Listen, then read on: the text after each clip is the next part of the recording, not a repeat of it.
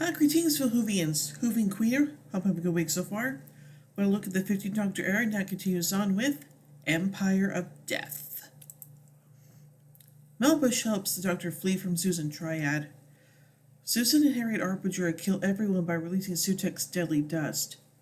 The Doctor and Mel reunite with Ruby in the time window as Sutek arrives atop the Doctor's TARDIS. Sutek reveals that when the Doctor defeated him previously, he latched onto the TARDIS and grew more powerful. Sutek further explains that the dust is sprayed through every place the TARDIS has ever landed through copies of Susan. The Doctor realizes he and Ruby can use memories to create a remembered TARDIS, which the Paramel used to flee. The Doctor uses special intelligent rope to stabilize the remembered TARDIS. He visits a woman who gives him a spoon that he uses to repair a monitor for the time window. The monitor responds to Ruby's memories and shows her a 2046 interview with Rudyard Gulliam, the most dangerous prime minister in history. The Doctor knows that because Gulliam made DNA tests compulsory, they could find Ruby's birth mother. Sutek is only keeping the pair alive because he's also interested in the identity of Ruby's mother. The Doctor, Ruby, and Mel visit the year 2046 and search DNA records for Ruby's mother. While they do this, Mel is turned into a minion of Sutek and everyone was transported back to Unit HQ. Sutek attacks the Doctor, and to make him stop, Ruby says she will show Sutek the name of her mother. Ruby says destroys the monitor containing the identity and attaches the intelligent rope to his collar. The Doctor uses his whistle to move his TARDIS towards him and attaches the other end of the rope to its console, dragging Sutek through the time vortex and undoing all the deaths he caused. The Doctor kills Sutek by releasing him into the time vortex. Unit is able to identify Ruby's mother, and then 15-year-old girl who left Ruby because of her extreme youth and family circumstances. The Doctor explains Ruby's mother was a normal woman, and that she was only assumed to be important because they believed her to be. The Doctor takes Ruby to see her mother and they reunite. Ruby says to visit her father, and the Doctor leaves by himself. Mrs. Flood explains to the audience that, while Ruby had a happy ending, the Doctor is fated to face terrible misfortune. Dun dun dun. So anyway, let's take a look at the production of this episode, beginning with the development. The episode was written by Doctor Who showrunner Russell T Davies. It is the second of a two-part story, the first part being The Legend of Ruby Sunday. Davies came up with the story's premise 40 to 50 years earlier. It is the final episode of the 14th series. When designing Sutek, the design team wanted to create the original aesthetic of Sutek, while also make him not resemble any particular cultural time period, instead portraying Sutek as an ancient and malevolent force. Davies said that Sutek was no longer an Osiran, as the pyramids of Mars, but evolved into a god through prolonged exposure to the time vortex after clinging to the TARDIS. The team looked at sketches for Sutek's design provided by Davies, and then worked to iron out the final design. Once the design was finalized, the team used various tools to visualize Sutek's appearance in 3D space, including virtual reality headsets. The team would also use key art to visualize how Sutek would appear when confronting the characters. In the episode, Davies uses a meta-reference to describe the Egyptian motifs of pyramids of Mars as cultural appropriation. The narrative for their story says that ancient Egyptian culture was derived from the Osirians. Davies described the transportation of the Doctor and Ruby from 2046 to 2024 without actually being the TARDIS as a time beam. In post-episode commentary, he revealed that he regretted the use of it and didn't intend on using the concept again. The episode concludes the mystery of the identity of Ruby's mother, first set up with the Christmas special The Church on Ruby Road. Davies based the reveal of the identity of Ruby's mother being a regular person in the Star Wars sequel trilogy, where protagonist Rey's parents were initially revealed as nothing special before this was reversed in the following film.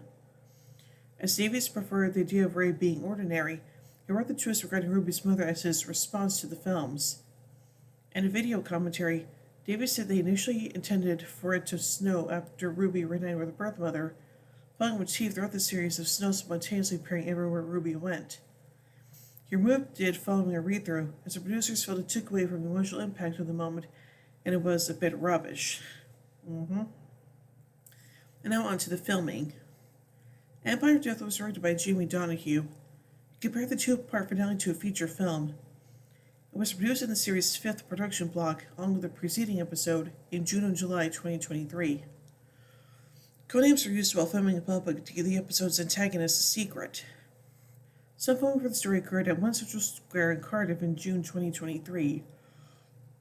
Additional filming took place near Cardiff's Principality Stadium.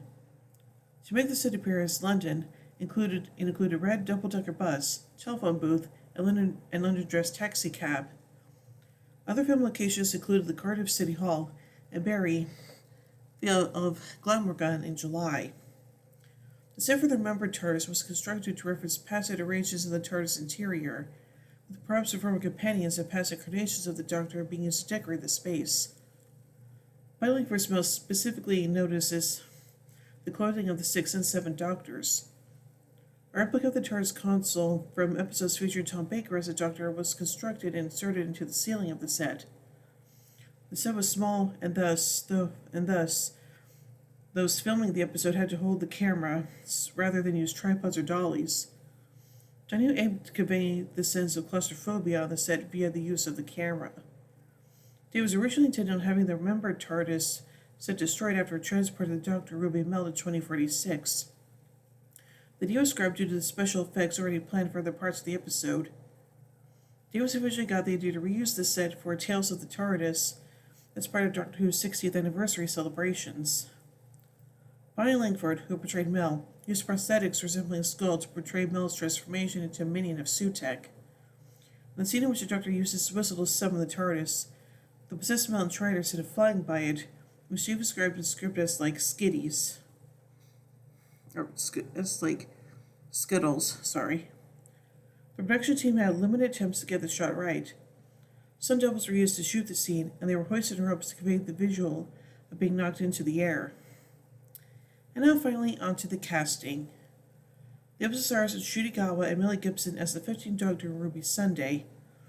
Also appearing in the episode were Jim Redgrave, Bonnie Langford, Susan Twist, Yasmin Finney, Michelle Greenidge, Anita Dobson, and Angela Winter. Twist portrayed Susan Triad, following her appearances in a number of other roles throughout the series. Other guest stars included Nicholas Briggs, Gary Wolfe, Genesis Linnea, and Lenny Rush.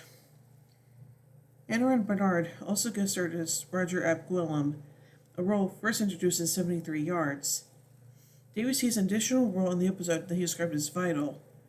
This is later to be Cyan Clifford, who appeared as a kind woman. Aww.